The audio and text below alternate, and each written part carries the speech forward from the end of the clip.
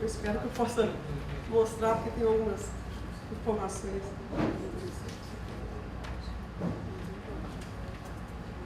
Bom, começando, eu sou especialista em desenvolvimento urbano, do BID, e trabalho há muitos anos com cidades. Tem uma anterior, por favor? Então, eu queria falar um pouco sobre o futuro da mobilidade na cidade, mas mobilidade sendo apenas um dos temas importantes para a cidade. O BID trabalha com cidades há muitos anos, nós somos considerados o banco das cidades, trabalhamos há muitos anos de forma setorial, mas há pouco tempo atrás nós começamos a partir de uma plataforma mais intersetorial. As nossas cidades da América Latina e do Brasil, elas cresceram de forma desordenada, né?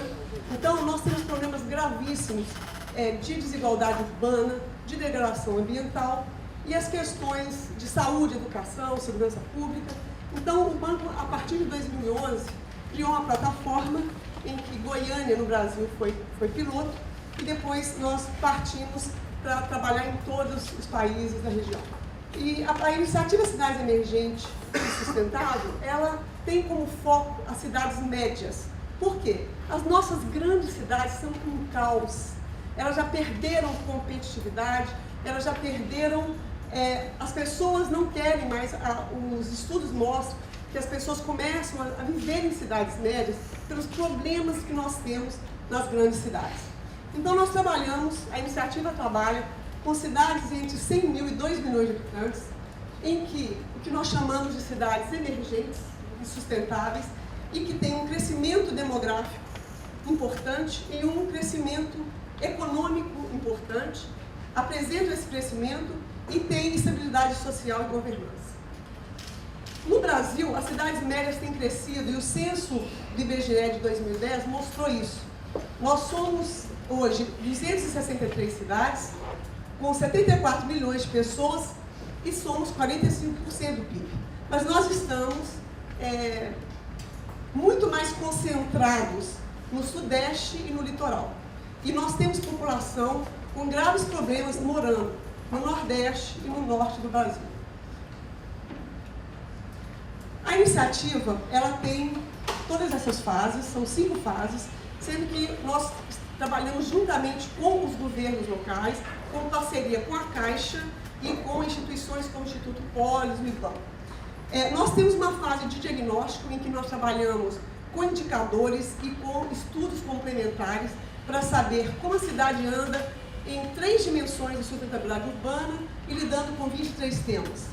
Depois da fase de diagnóstico, nós passamos por uma fase de priorização em que nós passamos 4 filtros, um técnico, um ambiental, um econômico e uma pesquisa de opinião pública. Nós fazemos um plano de ação com os temas principais que essa cidade apresenta a partir de todo esse processo que dura aproximadamente 1 ano, e esse plano de ação é um documento que mostra toda essa discussão na cidade e trabalha com um plano de investimento de curto, médio e longo prazo. A partir daí, a gente trabalha na fase de pré-investimento, nós atuamos na proposição de um sistema de monitoramento cidadão e investimento. Isso aqui daria uma palestra de mais de 1 hora, eu só estou mostrando para vocês como nós tratamos isso e como nós não tratamos a cidade de forma segmentada. Nós tratamos a cidade a partir de várias dimensões da vida urbana. Na sustentabilidade ambiental, trazemos a agenda da mudança climática para dentro da discussão interna. Nós trabalhamos com sustentabilidade urbana e a sustentabilidade fiscal e governança, entendendo que, inclusive, esse terceiro pilar é um dos mais importantes. Porque se uma cidade não tem sustentabilidade fiscal e governança, ela não consegue fazer os investimentos necessários a melhorar a vida da cidade. Bom, então, só para vocês terem uma ideia, acho que nós temos, a partir de todos esses temas, ligados a cada uma dessas dimensões. Esses temas são tratados com indicadores e nós fazemos uma semaforização dos indicadores e trabalhamos no sentido de verificar, a partir de um benchmarking teórico para toda a região, e assim nós podemos identificar quais são os principais problemas que uma cidade tem. Porque você pode ter problemas em várias dimensões que são, inclusive, interpretados. Nós fizemos, como eu disse, um teste da metodologia em Goiânia e depois, com a parceria com a Caixa, nós trabalhamos em João Pessoa, em Vitória, em Florianópolis e em Palmas. Nós escolhemos uma cidade em cada região do Brasil por entender que o Brasil, com a sua dimensão continental, tem problemas extremamente diferentes de região para região. E todos os programas, inclusive isso acontece com o Branco, sempre privilegia as cidades do Sul e do Sudeste que têm mais capacidade de resposta. Bem, isso aí já é o plano de ação de todas as cidades, estão no site da ICES, que eu vou mostrar no final para vocês. E aqui, só para vocês terem uma ideia, que esses são os temas priorizados nas nossas cidades. Observem que mobilidade está em todos. Então, isso significa que nós não temos problemas de mobilidade só em cidades grandes, nós já temos problemas de mobilidade em cidades de médio porte. Mas nós temos problema de mitigação à mudança climática e temos um problema extremamente sério que está totalmente ligado ao tema de mobilidade, que é o tema do uso do solo e ordenamento territorial. Segurança pública é um tema que sempre aparece e alguns aparecem menos. Bom, nós trabalhamos com os temas cidades inteligentes, em que o tema de mobilidade é sempre tratado. E nós trabalhamos com essas instituições internacionais. Nós trabalhamos, cada uma delas teve uma abordagem diferente. E isso foi muito interessante para nós. Nós trabalhamos com a CRIS, que é uma instituição coreana, que a Coreia, vocês sabem que é extremamente avançada em termos de tecnologia, em governo eletrônico. Eu fui a Seul. Seul é uma cidade de 10 milhões de habitantes que tem muito menos congestão do que São Paulo. Eu andei de trem de alta velocidade, no metrô. Então, eles têm muita tecnologia de governo que ajuda a tirar as pessoas das ruas. Nós trabalhamos com a Saab, com a CRIS, nós trabalhamos em Goiânia, trabalhamos com a Saab, que é uma empresa sueca, em João Pessoa, com a Cisco em Vitória e com a Microsoft em Florianópolis. O primeiro tema que eu quero mostrar a vocês é que nós nunca trabalhamos só com mobilidade. Nós trabalhamos de forma intersetorial e observamos quais são os temas da cidade que devem levar a cidade a ser mais inteligente.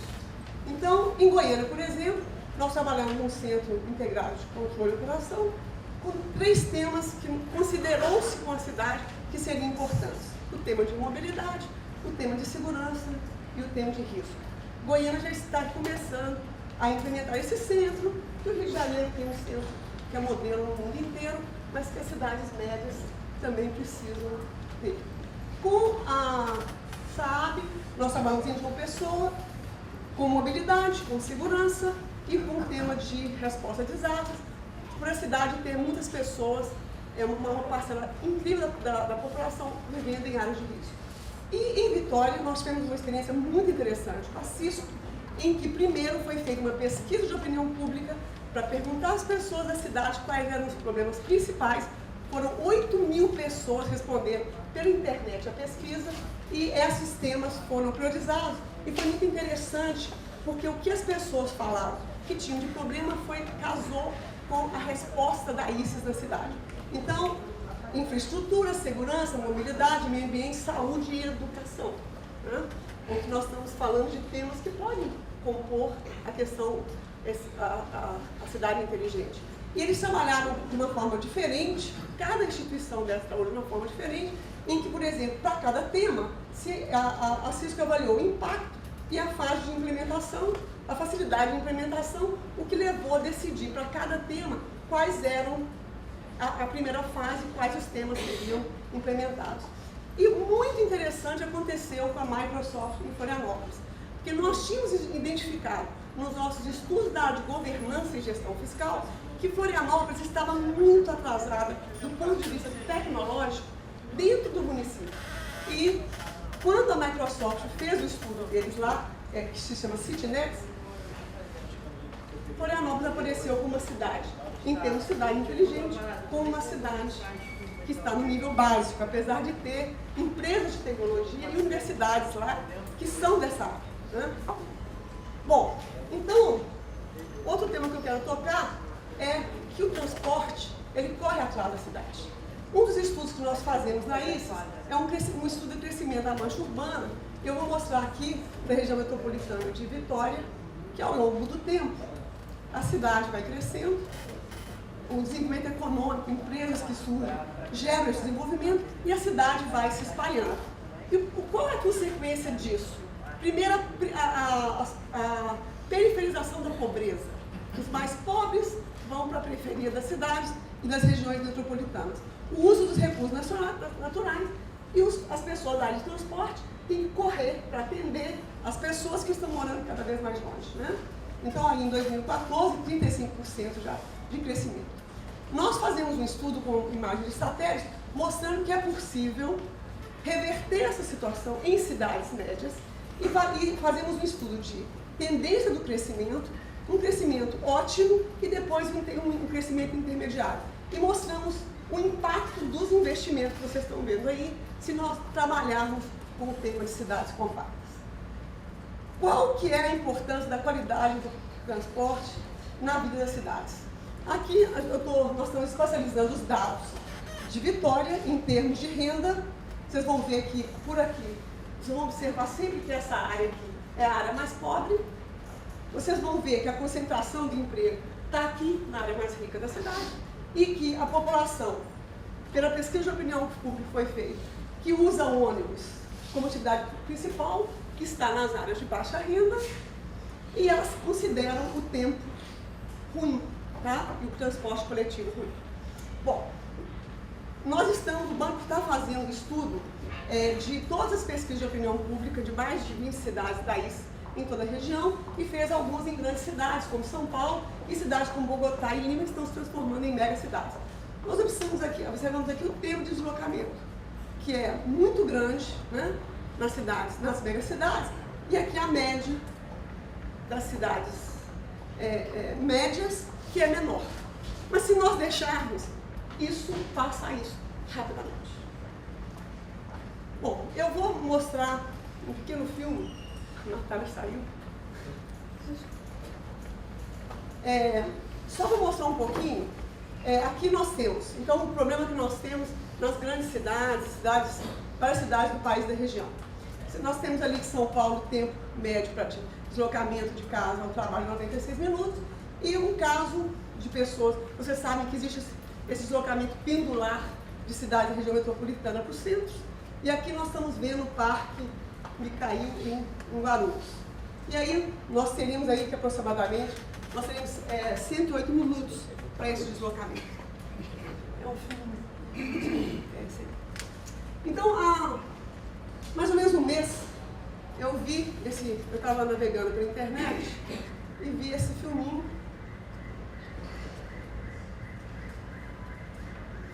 Que foi um caso de um estupro que aconteceu em Guarulhos, nesse parque. Não sei se vai dar para ver.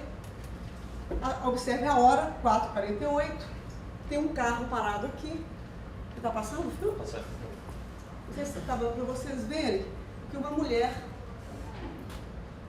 vai aparecer uma mulher jovem. Ela está saindo do trabalho, às 4h48. O tempo está passando, aquele carro está parado ali.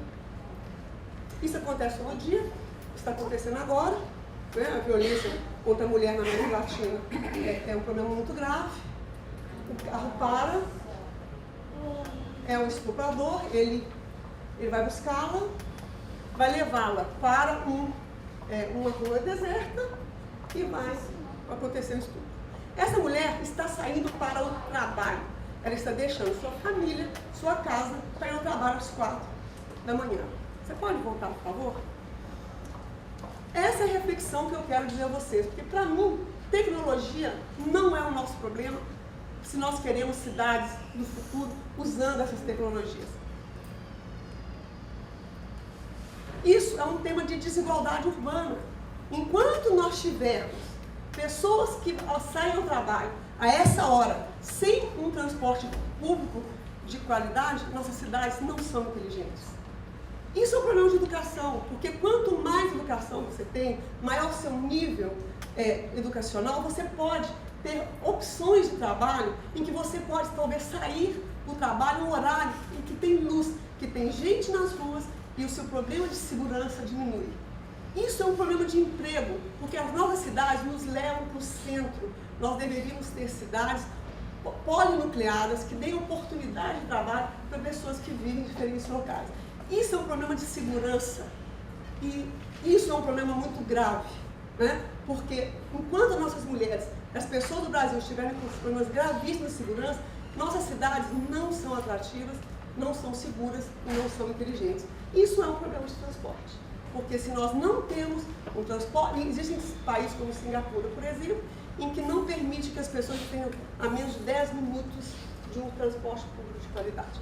Então isso é um problema de transporte, porque se as pessoas demoram tanto tempo para acessar as suas atividades diárias, isso significa que elas não têm um transporte de qualidade.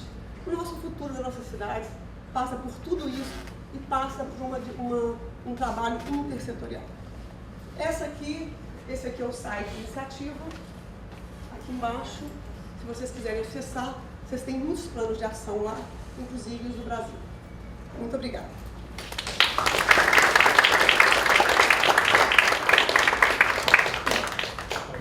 Obrigado, Márcia.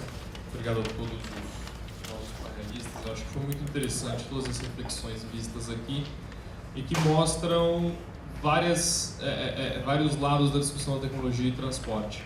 Por um lado, você tem uma discussão muito forte de como a tecnologia pode ajudar a pautar a política pública, conseguir objetivar isso, trabalhar com indicadores e métricas para que ela, de fato, atenda a população. Por outro lado, você tem uma visão empresarial de como as empresas conseguem desenvolver essas ferramentas e traduzi-las para uma utilidade que é a população, a qualidade de vida, como bem colocado pela Márcia, que é a tradução de como isso se reflete para o usuário.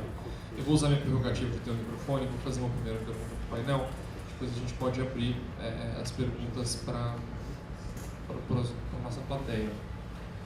Quando a gente olha pesquisa origem e destino nacional, a gente vê que tem um modal que domina em termos de número de viagens. Esse modal é o pedestre. Frequentemente, durante essas discussões, ela é muito relegada à última posição possível. A gente fala muito sobre carros, a gente fala sobre transporte público, e o pedestre, ele perde até mesmo para a bicicleta, que também é, dentro da família do transporte não autorizado. A bicicleta ganhou muito espaço político, que é super importante, mas ela representa 10% do número de viagens que é feita a pé no Brasil hoje. Então, eu queria perguntar para vocês como é que essas tecnologias, essas cidades inteligentes, Big Data, conseguem ajudar o pedestre dentro dessa cidade? Como é que a gente consegue pautar a política pública para que ela priorize o pedestre nos seus investimentos, nas suas tomadas de decisão, e como é que a gente pode construir um interesse mais forte do setor privado para que, de fato, isso se traduza numa qualidade de vida, porque poucos são motoristas de carro, mas todos são pedestres, né? Então, como é que a gente consegue traduzir um pouco essa discussão por pedestre? Walter,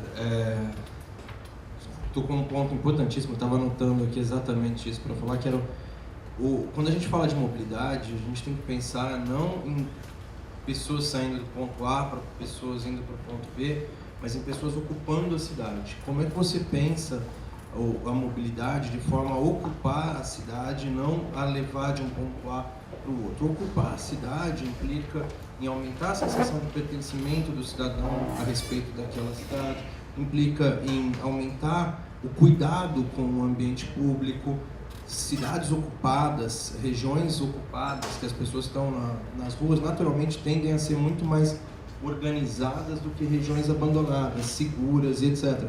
Basta olhar aqui no Rio de Janeiro, houve um ganho bastante grande com os projetos de lixo zero, de redução de limpeza, de redução de jogar papéis, etc., bituca de cigarro na rua. Hoje o Rio de Janeiro é, sem dúvida nenhuma, uma cidade bastante melhor depois desse projeto, mas se você for olhar as regiões mais limpas, que têm melhor indicador de limpeza, são as regiões mais ocupadas, são as regiões mais densas. Claro, não estou falando de região quando você tem um carnaval, quando você tem uma situação dessa, com muita gente que aí passa do ponto ótimo, mas vá na praia, vá nas regiões onde as pessoas estão ao final de semana, calcule a quantidade de lixo pela quantidade de pessoas que estão ali. A presença urbana faz isso, reduz pichação, reduz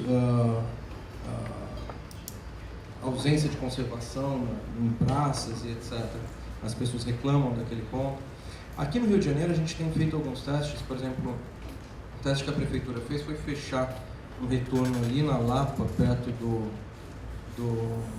dos Arcos, ali que tinha um retorno para carro que parava o trânsito e impedia a ocupação daquelas calçadas por mesas de uns bares que tem ali durante o dia, inclusive. O fechamento desse retorno, no primeiro momento, causou reclamações dos motoristas. Você não pode pensar a cidade para o carro, você tem que pensar a cidade para a ocupação urbana do cidadão, do espaço público. O ganho que a gente teve ali com redução de engarrafamento, ao fechar esse retorno, ao colocar cadeiras na mesa, cadeiras na calçada, a gente permitiu colocar cadeiras na calçada naquela região da Lapa durante o dia, e as pessoas passaram a ocupar a calçada, tomando uma cerveja à tarde mesmo, para isso, não é para só ocupar para trabalhar, a pessoa indo para casa do trabalho, não, é para ocupar sentindo a cidade. O ganho de limpeza, a redução de criminalidade naquela região foi absurdo. Não tenho os números agora de cabeça porque não estava para trazer esse caso, mas sim, pensar a mobilidade urbana é muito mais pensar a ocupação da cidade e como permitir que essa ocupação se dê da melhor forma pelo cidadão. VLT acho que é um outro grande exemplo de transporte que promove a ocupação. VLT aqui no centro antigo, que inclusive é reocupação de espaço público que ficou abandonado, espaço público no sentido não de prefeitura, mas espaço público do cidadão que ficou abandonado por muito tempo. O VLT vai ser aberto, as pessoas vão pagar o ticket como se faz na Europa, com aquele modelo de que tem um contador e a pessoa vai entrar e vai, com o objetivo de criar responsabilidade no cidadão também, de que ele é responsável por custear aquele transporte, mas não vai ter a cobrança com a catraca, com aquele impedimento, vai ser aquele modelo que a gente conhece na Europa. A gente está tentando fazer isso, dar ao cidadão a sensação de que ele é também responsável pela cidade e ele só tem essa sensação se ele ocupar o espaço. Bom, eu concordo totalmente com o Pablo, mas queria fazer uma observação que a gente tem um caminho para chegar lá. Né? Aí passa pelo que a Márcia falou. Né? Cidade que não dá educação, saúde, segurança e emprego, não é cidade inteligente. Como é que você vai ter um senso de pertencimento se você não tem acesso ao que é básico? Complicado, né? Eu tenho carro, né? Eu moro em Ipanema, vou muito ao Leblon para fazer compra. Por que eu vou de carro? Eu vou de carro porque eu não me sinto seguro de pegar um ônibus e voltar com compra na mão. Só por isso. Eu poderia pegar um táxi também, mas é mais cômodo para mim pegar o carro. Mas iria seguramente de ônibus se eu tivesse a sensação de segurança. Eu não estou fazendo nenhuma crítica à cidade, porque a minha sensação desde que cheguei aqui é que a cidade está avançando. Né? Tem um caminho a ser percorrido para chegar lá. Né? Por que é que eu vou de carro para o Fundão? Primeiro porque eu não tenho ônibus para sair de Ipanema e chegar no Fundão a hora que eu quero. Né? Segundo, porque é perigoso sair de lá, da frente da favela da Maré. Se eu precisar sair às 6h30 da tarde, como é que eu saio? Eu saio a pé. Né? Então, a cidade está construindo, o BRT vai passar lá, já passa o BRT lá, mas vai ter outras rotas que vão facilitar isso. A cidade está avançando para isso, mas é isso que eu acho. Eu acho que tem um caminho a ser percorrido para que essa sensação de pertencimento faça você se sentir melhor. A questão da renda é questão de ecossistema, não adianta tratar só o transporte se eu passo com o meu carro de táxi ou de ônibus ou de bicicleta, ou seja lá do jeito que for, por dentro de uma comunidade que eu estou, sem falar mal das comunidades, né? 90%, 95% das populações que estão dentro de comunidades são pessoas de bem, mas infelizmente infiltradas lá, tem pessoas, a gente está vendo a tecnologia agora se dando mal. Esse fim de semana, uma atriz lá da Globo foi a Niterói e o GPS dela levou ela para dentro de um lugar e o carro dela levou um tiro. Há pouco tempo atrás, o Waze levou um ator, ele estava indo para a peça de teatro atuar e ele resolveu pegar um caminho alternativo por causa do trânsito e o Waze levou ele para um lugar pouco aconselhado, né? Ele também foi assaltado. Né? Então essas coisas, a tecnologia, ela de fato ela é meio, ela existe e ela pode ajudar a resolver problemas. Ela pode ajudar a auditar se uma empresa de ônibus está cumprindo o contrato que tem com a prefeitura, ela pode ajudar a mapear se o cara está fazendo uma rota certa ou se não está. Ela pode ajudar num monte de coisa, mas ela não ela apenas ajuda a resolver o problema é outro. Né? Primeiro, eu diria que a política brasileira, em todos os níveis, ela é feita para carros. E é de longa data. Então, nós temos um problema gravíssimo para resolver. As cidades brasileiras não são cidades para pessoas, são cidades para carros. O que acontece é que nós precisaríamos de ter políticas que voltassem à questão de fato, a ter transporte público de qualidade nas cidades. E é uma coisa muito interessante, eu vou contar uma historinha para vocês. Quando o pessoal, nós temos uma outra parceria com uma instituição chamada Landing House Corporation da Coreia, que trabalhou conosco em João Pessoa, numa área de pobreza, e aí o diretor veio para o evento e me disse que ia passar um dia em Curitiba. Ele falou assim, o que o senhor vai fazer lá? Eu vou só andar em Curitiba. Então, por quê? A Coreia copiou Curitiba há décadas atrás, e o Brasil nunca copiou Curitiba. BRT, desde a década de 80, que Curitiba implantou BRT com adensamento ao longo da cidade, ao longo dos corredores. E o Brasil nunca fez isso, está fazendo agora. Depois que todo mundo começou a reclamar. E a Coreia estava copiando há décadas atrás. Então eu entrei em contato com o INPUC e pedi a eles para receber aquela pessoa importante numa instituição coreana, que ia lá sozinho, passar um dia, imagina. Então, primeiro que o Brasil ele demora a entender os problemas. E nós temos um problema urbanístico gravíssimo, que é a falta de calçadas. Quem gosta já foi a Washington, quem já foi a todas as cidades em que nós vamos passear, são cidades que nós caminhamos com segurança, e que nós caminhamos em calçadas de qualidade. O Brasil não tem calçadas de qualidade, em todas as cidades é péssimo, mesmo nas áreas centrais. Bom, então isso é um problema. Outra coisa que eu acho que é que o Brasil deixa as calçadas com responsabilidade do usuário, cada um faz a sua. Não interessa se um cadeirante, uma mulher com um carrinho de bebê precisa passar. Cada um faz do seu jeito. Então acho que isso tem que mudar. O Brasil precisa mudar e tirar os carros das ruas e colocar as pessoas nas ruas das cidades. E outra coisa, essa questão do futuro, que algumas semanas atrás o Financial Times fez uma reportagem sobre os carros do futuro, os carros autônomos, né? sem motorista, e como eles vão mudar. As indústrias terão que mudar, não poderão mais ser indústrias autônomas, então tem indústria de serviço, o compartilhamento do carro, isso vai diminuir mortes no trânsito, vai melhorar e vai tirar. Nossas cidades têm aproximadamente 25% da área da cidade para estacionamento. Então as cidades poderão ser mais compactas, as pessoas poderão morar nas cidades. Porque hoje as nossas cidades são com carro. 96% dos carros parados é verdade. E eles é que estão tomando conta da nossa cidade. Inclusive, existem cidades lindíssimas que a gente não vê no Brasil, porque a gente só vê carro. Então, é uma questão de postura, é uma questão de compromisso. Agora, isso que você falou é verdade. Se você não se sente seguro, você não vai caminhar, principalmente à noite. Então, por isso eu digo que o nosso problema não é tecnologia. Está visto aqui, vocês vão ver isso o dia inteiro. O Brasil tem conhecimento, tem gente, tem capacidade para resolver a tecnologia. O nosso problema é outro. Obrigado.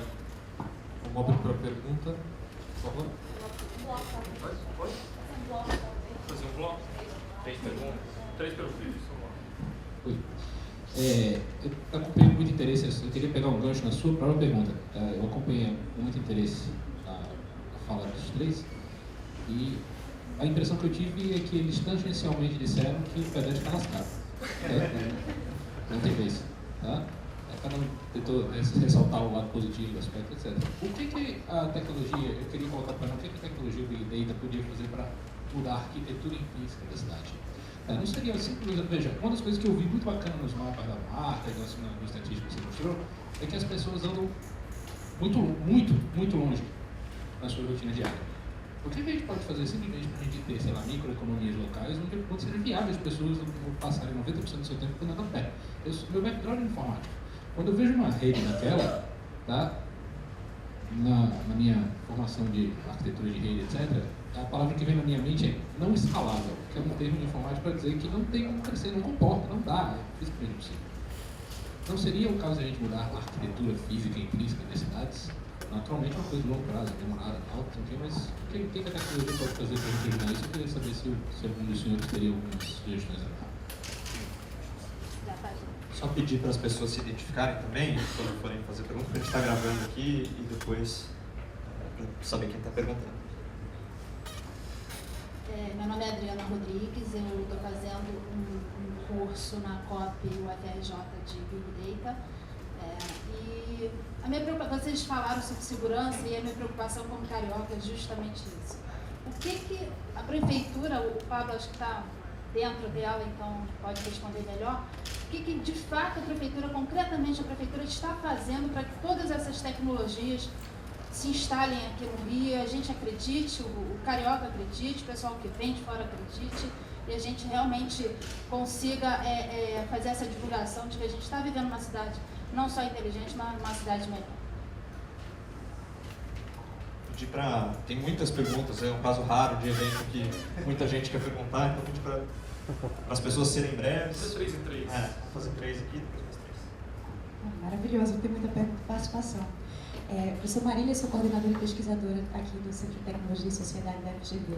Minha pergunta vai sobre o acesso aos dados. Me parece que várias plataformas e modelos que a gente viu aqui, desde a apresentação da Marta até a apresentação de vocês, necessita coletar esses dados de alguma maneira, seja através do próprio aparelho celular das pessoas, seja através de plataformas que fizeram essa coleta, como o Waze, por exemplo. Minha pergunta é: como funciona para vocês que utilizam esses dados a forma de ter acesso a essas informações? Isso é fácil? Isso é difícil? Existe um modelo de cooperação jurídica? Esse acesso é pago? Eu não queria nem entrar no ponto da privacidade, que eu acho que a gente vai tocar isso mais no outro painel. Mas do ponto de vista negocial e do modelo de negócio, né? Como é que esse acesso a essas informações acontece? Acho que o Paulo tem muito a dizer sobre essa tua última pergunta, Marília. Vou responder para o Kiko dizendo o seguinte: Kiko, eu acho que Big Data pode ajudar a planejar. Tá? Pode ajudar aonde botar novos pontos de bike, para você poder chegar de forma mais segura a um modal que te leva para mais longe do teu trabalho. Planejamento principalmente. Tá? Pode ajudar em auditoria, tá? E pode ajudar o cidadão com serviço. Tá? Com informações ao cidadão.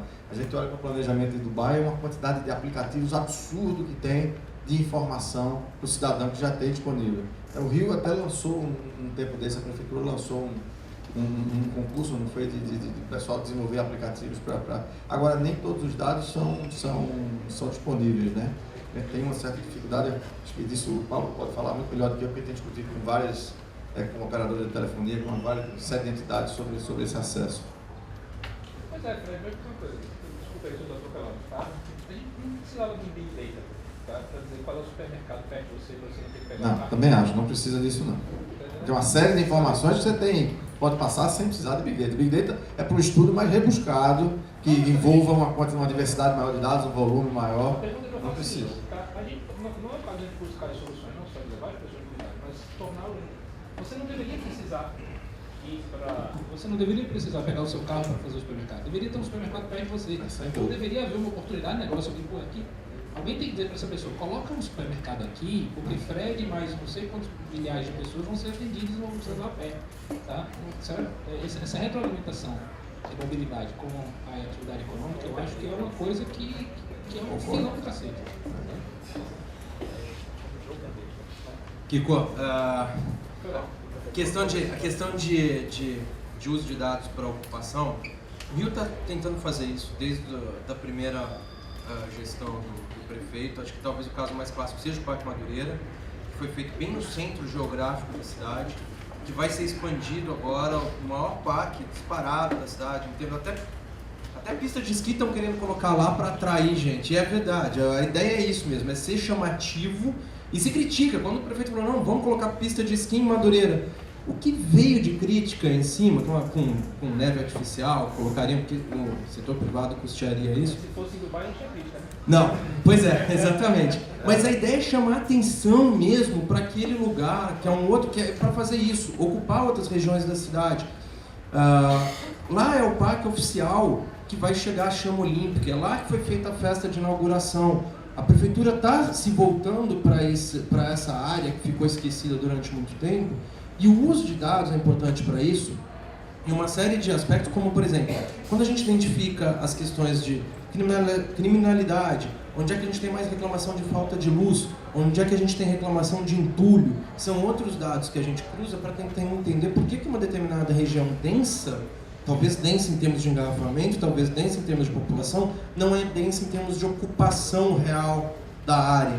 E às vezes a ocupação real da área pode ser entendida, a ausência de ocupação do pedestre na rua, por conta de outras variáveis que a gente pega dos dados. A gente está fazendo isso agora com os dados de estabelecimento comerciais, emprego, engarrafamento e as reclamações que o cidadão tem daquela região, exatamente para identificar quais são as regiões que a gente tem que desenvolver esses centros. E isso tem um dado muito interessante, só bem rapidinho para complementar, mas o Rio de Janeiro hoje tem uma densidade de pessoas por quilômetro quadrado da população urbana menor do que tinha no começo do século passado. Tá? Até a década de 60 a nossa densidade urbana aumentou, depois isso expandiu, quando a cidade da década de 60 passou para Barra, passou para Realengo, etc., cresceu tudo para a Zona Oeste, a nossa densidade urbana hoje está menor do que no começo do século passado, por incrível que pareça, nas áreas ocupadas da cidade. Isso tem um custo altíssimo de levar encanamento, de levar caminhão para recolher entulho, de levar o gari, de levar o hospital, de levar a escola. Então, para escolher os locais onde a gente vai fazer essas propostas de ocupação, como estão sendo feitas em Madureira, o uso de dados transversais ajuda muito.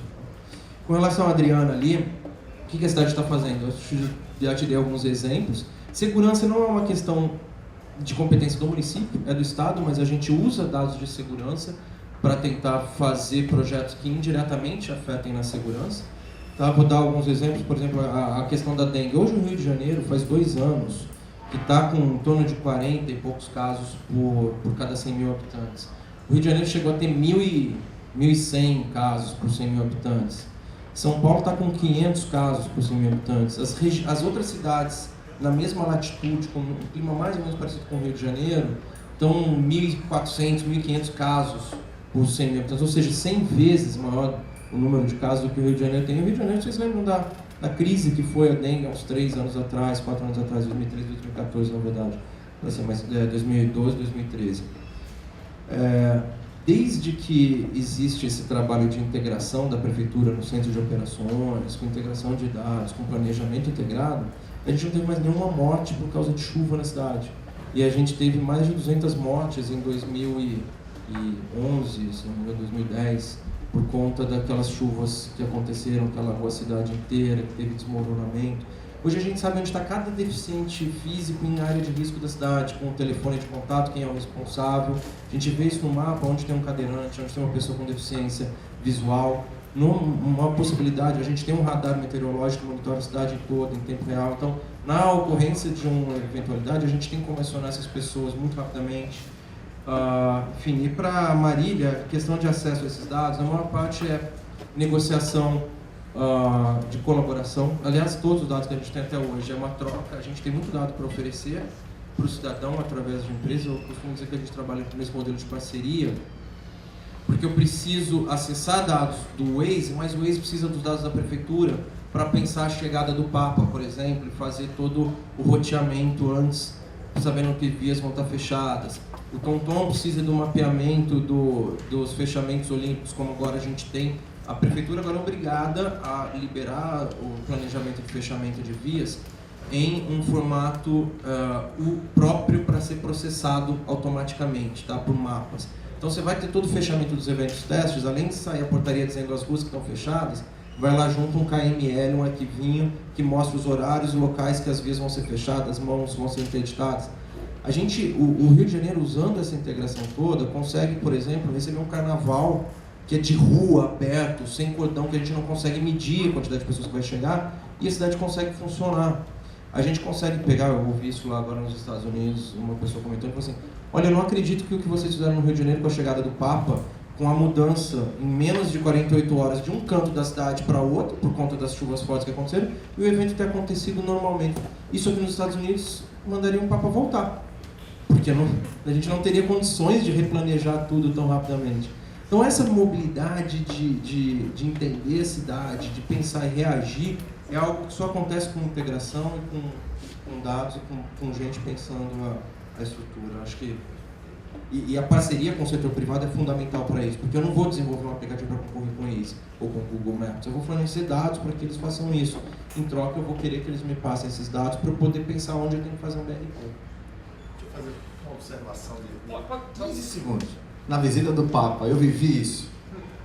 Vivi porque fui todos os dias ao evento. Não tinha briga, porque tinha o tal do senso de pertencimento. As pessoas estavam lá para outra coisa. Eu só vi uma briga no último dia, foi um padre que brigou. Bom, eu primeiro queria colocar o seguinte, que o que a Marta mostrou em Boston, desse sistema pendular, em que as pessoas, pela origem e destino, também mostram, isso acontece na cidade americana, porque elas também são insustentáveis. Elas criaram seus grandes subúrbios por conta da indústria automobilística, né? Então, só que elas cresceram de forma, um subúrbio americano não tem nada a ver com o subúrbio brasileiro. Então, eles têm esse problema, eles têm, geram carbono, né, por conta disso. Agora, o que eu acho é que existe um papel muito importante que eu tentei colocar para vocês, que é a questão do planejamento urbano. Nossas cidades, elas se espalham, né? E nós temos que trabalhar o tema da cidade compacta.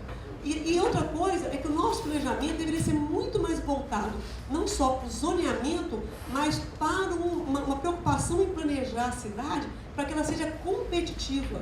Isso significa criar oportunidades de negócio, de indústrias tecnológicas, base tecnológica, todo tipo de o que a vocação da cidade tiver, não centralizada, mas de forma que permita com que as pessoas não precisem fazer todo esse deslocamento. Outra coisa é preparar as pessoas para trabalhar dentro daquelas áreas, porque geralmente uma indústria chega em determinado local e as pessoas vêm de outro. Por que não fazer um trabalho de capacitar as pessoas daquela área? Não pense que é fácil, porque eu tentei fazer isso e muitos governos não tiveram muito interesse. Outra coisa, esse tema do centro, por exemplo, o que ele acabou de falar do Rio de Janeiro, centro de controle. Para mim, os centros de controle devem ser um instrumento para o planejamento. Quando a gente diz, não morrem mais pessoas nas inundações, significa porque ele usou informação para gerar planejamento. Então, se isso não existir, a cidade para mim não é inteligente. Ela tem que mudar o planejamento e isso é que muda as coisas. Então, um exemplo que eu quero dar para vocês é que uma pesquisa que foi feita pela Universidade de Berkeley, uma cidade, não me lembro mais qual, em que começou a aumentar a criminalidade de jovens em determinada área da cidade. Os dados estavam georreferenciados, os dados de violência. Então, eles começaram a fazer um trabalho de ter um olhar diferenciado para esse bairro. Isso aconteceu nos Estados Unidos. E eles observaram que esse bairro tinha muitas mães solteiras que eram responsáveis pela casa. E começaram a fazer toda uma política de trabalhar com essas mães e com essas crianças, e reverteram. Então você tem que usar a informação para planejar, para prevenir e mudar. Então eu acredito muito em tecnologia, eu estou trabalhando com isso, só que nunca esquecendo que as pessoas é que devem ser o foco da nossa atuação. Mais duas perguntas. Quem gostaria? O Rio de Janeiro, tirando São Paulo, ônibus, eu tive com o presidente da Marco Polo, o Mário Berilli, na reunião. Os ônibus do Rio são todos, não sei se são sucateados ou são mal mantidos, trepidam que nem uma arara. O respeito que os motoristas têm com os passageiros é o que é possível, quer dizer, os caras são completamente desqualificados, mal educados, tratam mal as pessoas. Não vejo motivo para roletas, tá? Israel já se usa tecnologia, há 30 anos atrás tem um cobrador, e você tem com o celular, você tem essa possibilidade, então você não precisa de roleta, nem de vale transporte. Isso me cheira a uma indústria, tá? Quer dizer, que não é uma empresa de capital fechado, ninguém sabe para onde esse dinheiro vai, né? Então, sou a favor da tecnologia, mas eu acho que tem que ter uma coisa chamada respeito, educação dos motoristas, né? Muito ruim, a rotatividade é altíssima. E, enfim, além do que, existe também uma questão do planejamento da via, né? Então, São Paulo avançou muito nisso, era muito ruim há 8 anos atrás, o Lerner esteve lá e outras, fizeram vários estudos, e São Paulo hoje eu acho que é um exemplo, né? De integração entre trem e metrô. O metrô de São Paulo está 10-0 no Rio. Me desculpe, Eduardo Paz, mas o Rio parou, tá? O Rio está parado, está sonhando com não sei o quê, como ex-capital federal, precisa avançar, quer dizer, não é... A capital da inteligência não pode ficar só na inteligência, você tem que fazer, tem que tirar do papel e botar na prática. Então, acho que tem uma série de ideias aí interessantes que tem que ser posta em prática. A tecnologia é muito bem-vinda, mas ela tem que ser posta em prática, tá? Então, tem coisas que não precisa ficar estudando em FGV, nem em UERJ. Eu trabalhei na UERJ, no INVI, no COP, a gente fez vários estudos para ter transporte, mas tem que botar em prática, entendeu? Tem que botar em prática, isso tem que avançar. A questão de tirar o carro da rua é uma questão de educação. Eu posso pedir para o senhor fazer a pergunta, só porque a gente A tem mais algumas pergunta perguntas, a gente tem eu vi os 10 comentários de minutos vocês sobre só. isso que eu coloquei. Muito obrigado. Tá, A mesa discutisse esse sistema. Muito obrigado.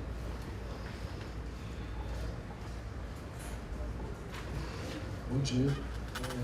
Nós vemos muito os projetos, principalmente para a Zona Sul, um pouco no centro, principalmente pela questão topográfica que foi apresentada, VLT, metrô, integração, mas muitas das pessoas que vêm trabalhar, principalmente nessa região, eles saem da Zona Norte, Rio, Gendileira, também, Madureira, e muito do Niterói, Itaboraí, São Gonçalo, que vem ter um transporte muito grande nessas regiões.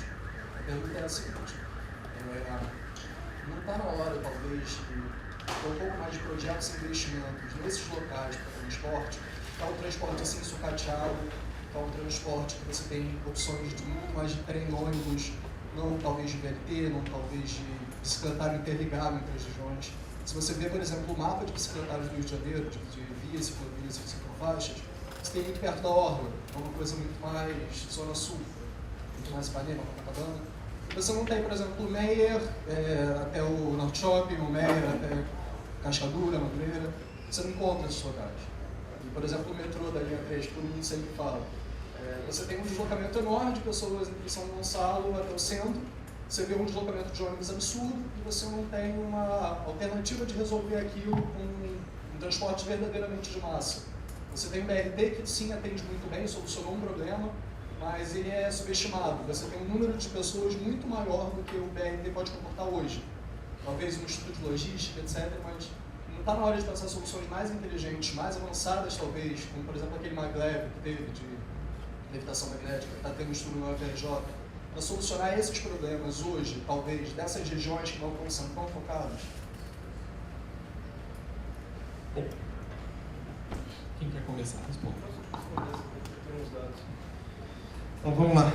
Com relação a esses projetos para grandes cidades, ou, por exemplo, pensar em projetos inovadores, a gente tem que ter sempre em mente, por exemplo, a gente compara Rio com outras cidades. O Rio, se você quiser comparar com Nova York, Nova York é um pouco maior em termos de habitantes, tem um PIB de 1,3 trilhões ano de dólares, a gente tem de 170 milhões de dólares.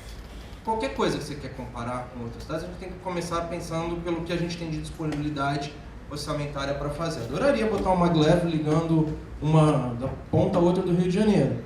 Aí a gente para com tudo, a gente para a educação, a gente para projetos, enfim, de criar escola, de fazer BRT, etc. A gente precisa saber que a criatividade do brasileiro para lidar com as limitações que a gente tem orçamentárias tem que ser muito rica. Se quiser comparar com qualquer outra cidade de primeiro, entre aspas, primeiro mundo, como se diz, né?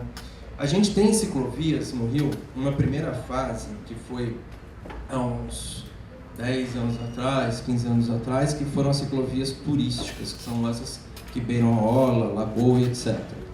Há 5 anos atrás, a gente teve um projeto, hoje, se não me engano, deve estar mais ou menos meio a meio. A maior parte, quer dizer, pelo menos uns quase 50% da quilometragem de ciclovias é Zona Oeste. É pegando toda a região da Zona Oeste até o centro. É claro que você não pode pensar em oferecer uma ciclovia para uma pessoa que vai atravessar 30 quilômetros de trabalho num dia. A gente volta para o problema do Kiko, do desenvolvimento local, e falar, imagina que essa pessoa vai pegar uma bicicleta e pedalar 30 quilômetros lá de Santa Cruz até o centro. mas a gente pode pensar a bicicleta como um modal complementar, como a gente está tentando fazer de ligação entre transportes de massa, para complementação e aumento da capilaridade do transporte de massa, como o Fred da MC havia sugerido. Então, e fora que aí você entra num outro plano político, você começa a ter que pensar o planejamento das suas cidades do entorno.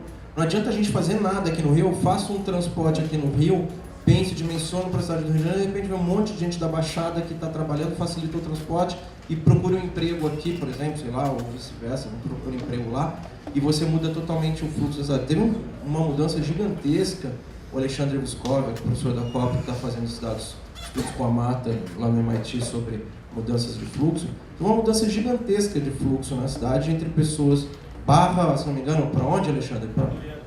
Para Madureira, barra Madureira, subiu acho que 40% o fluxo, só de você botar um Transcarioca ali. Então tudo que você pensa, um BRT Transcarioca, você faz um planejamento, mas a cidade ela escorre rapidamente para onde tem as ofertas.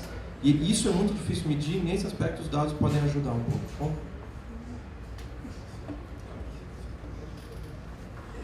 Bom, primeiro, essa questão da metrópole, da grande metrópole, é para o senhor. Vou responder ao senhor. Primeiro, essa questão da questão das regiões metropolitanas. O senhor sabe que em janeiro o Brasil, a presidência, sancionou a lei das metrópoles, o Estatuto das Metrópoles. Eu acho que essa pode ser a nossa grande chance, nós estamos muito atrasados, em trabalhar um pouco mais no planejamento metropolitano. Eu acho que a partir do momento que as pessoas têm que se deslocar cada vez mais de cidades, dormitório, elas vão passar muito mais tempo em ônibus, os motoristas podem ser pessoas mais estressadas, menos preparadas.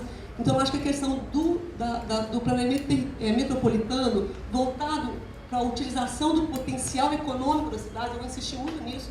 Acho que o Brasil trabalha muito pouco no nível local com a melhoria da competitividade. Eu acho que isso é uma oportunidade para nós, e nós estamos muito atrasados nisso. E a outra questão que, para mim, o senhor tocou e que, para mim, é a mais importante no Brasil é o tema de educação. Mas não é só educação para os motoristas. Eu acho que o problema do Brasil é a educação. Nós já perdemos muito, nós já perdemos décadas de melhorar a educação. E isso é complicado, porque como a educação no Brasil, em todos os níveis, ela não, no mínimo ela não eleva, ela ou fica no mesmo local, ou ela diminui o nível, principalmente em comparação a diversos países do mundo, eu acho que nós é que estamos perdendo e as gerações futuras também. Então, para mim, se eu pudesse, como especialista em desenvolvimento urbano, colocar todo o meu esforço em um tema no Brasil, eu colocaria em educação. Eu acho que isso mudaria o comportamento das pessoas e com pessoas mais educadas, mais preparadas, nós poderíamos mudar o nosso perfil. Obrigado, Márcia. Gostaria de agradecer a todos, a Neia, gostaria de agradecer o Pablo, Fred, Márcia pelas explanações, pelas apresentações. Acho que vai ser o primeiro painel de um longo dia de conversas e um primeiro dia de uma longa conversa sobre mobilidade urbana e tecnologia. Vou passar aqui